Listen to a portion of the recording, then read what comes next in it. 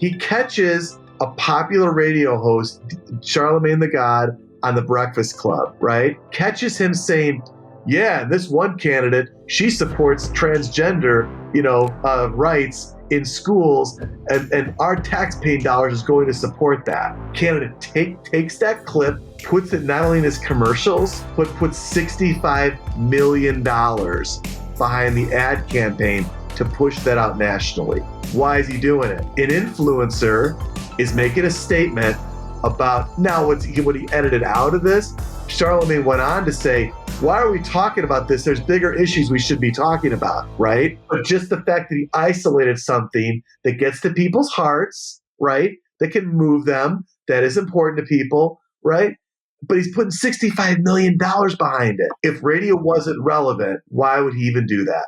In your experience, this is totally like just your opinion, what kind of brand awareness does a consumer need to like reach out to somebody? How, like, you think it can be, is it more often right then?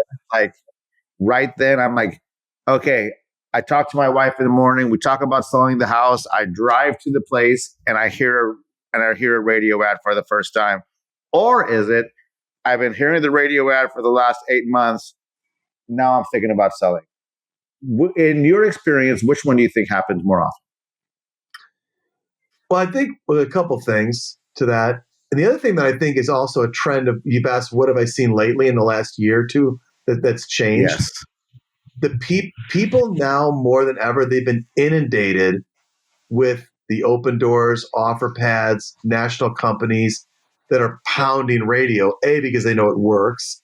B, yes, they're offering cash for your home, right? It's very confusing, and there's a lot of disruption that way. So if you noticed, with you even, as a case in point, what was one of the things I made you promise me you would do? Go in and talk to the talent, right? Oh, yeah. Go in and talk and make a relationship, yeah. Make the relationship. People want to know they want to know who they're dealing with. And the more they hear, 100%. Oh, this is a nice guy, man. This guy knows his stuff. I trust him. I like him. And he knows what he's talking about. Building trust doesn't happen overnight. But when you can piggyback the trust of a great personality with someone that they can like, know, and trust, now what will happen is, rather than saying, oh, Sunit, I heard your ad on the radio. Now they'll hear, man, I heard Justin talking to you.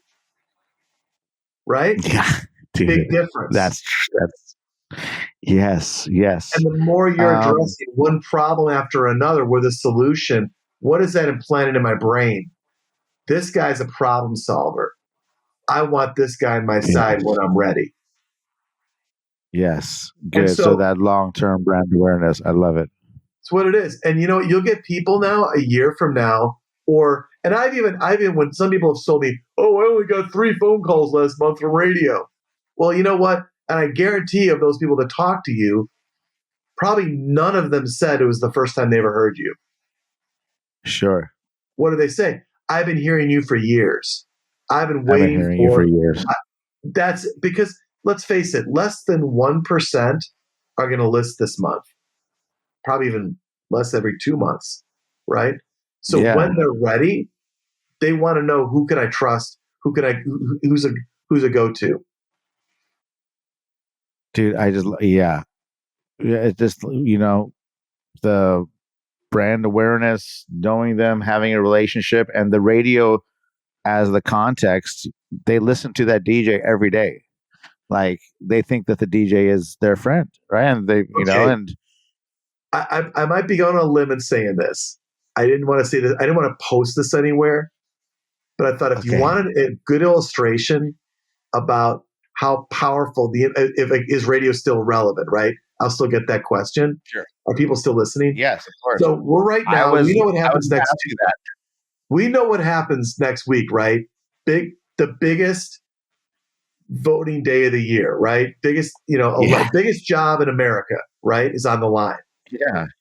So What is it? What does this candidate do? And I'm not going to say whichever side. I'm not going to go. Sure. I'm Yeah. not going to go there, right? But No, from we're not going to go there. purely a marketing perspective, right? He catches a popular radio host, Charlemagne the God, on the Breakfast Club, right? Shows on like 100 markets. Guy's like a legend in the R&B world.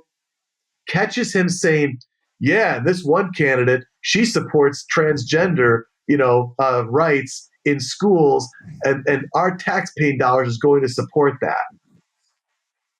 Candidate takes that Mhm. clip, puts it not only in his commercials, but puts $65 million behind the ad campaign to push that out nationally. Yeah. Why is he doing it? An influencer is making a statement about now what he edited out of this. Charlemagne went on to say, "Why are we talking about this? There's bigger issues we should be talking about," right? Yeah. Right. But just the fact that he isolated something that gets to people's hearts, right? That can move them, that is important to people, right? But he's putting $65 million behind it. If radio Damn. wasn't relevant, why would he even do that? I mean, absolutely. Absolutely. It's shocking, right? The amount of people tell me that they listen to the radio.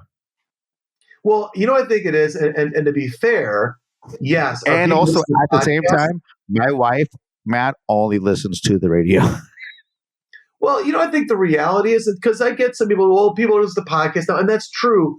But I think if you've got a relevant morning show, or you've got a relevant show, people listen to the radio for one of three reasons. They want to be entertained, they want to be informed, and they want to be comforted. Yes. And what's interesting, why did we choose the station that you're on that nobody else thought about in the market? During the pandemic, people want to be comforted.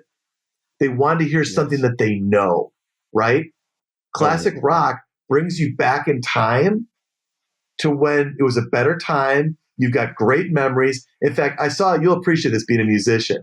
So I saw a documentary about Paul McCartney, and his lead Okay. guitarist commented how he goes, "I love every night I play. I can start strumming the first few chords of a Beatles tune. I look in the audience and I can see that guy going back in time, thinking of what he was doing at that moment." And so why classic Hell yeah. rock stations boomed during the pandemic? People wanted to be comforted. They wanted to go back to a better time and place. Now, you couple that with a popular person who people want to be entertained by because Justin's a great personality. You combine those two Great. Yeah. elements and nobody thinks about it, right? But that's where the connection comes in. And that's one example. So when we ask, what do? We go to a market and we figure out where are the ears, where are the hearts, where are the people that are compelling. There's a difference between being interesting and compelling. Interesting, I might Okay. want to get some facts and figures. Compelling, that person is going to move me to do something. There are some coaches out there that are interesting. John is compelling. You hear You're Jeff right. and you're moved by it, right? That's the Yes. difference.